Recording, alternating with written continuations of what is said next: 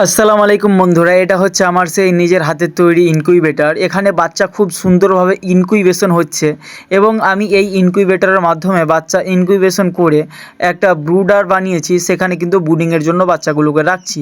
তো এখানে আমি কয়েকটা বাচ্চা পেয়েছি এবং এগুলোকে আমি ব্রুডিংয়ের জন্য রেখেছি।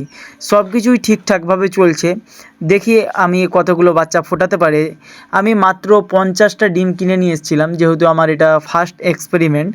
তো দেখা যাক, যদি এটা সুন্দরভাবে সফল হয় তাহলে আমি এর পরবর্তীতে নিশ্চয়ই আরও অনেক ডিম নিয়ে আসব। আলহামদুলিল্লাহ, বাচ্চাগুলো খুব সুন্দরভাবে ইনকিউবেশন হচ্ছে ইনকিউবেটরের মাধ্যমে।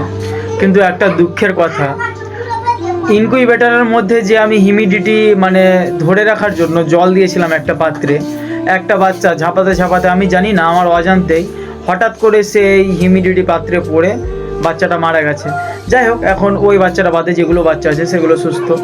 ইনশাল্লাহ কালকে হতে হতে সম্পূর্ণ বাচ্চা ফুটবে।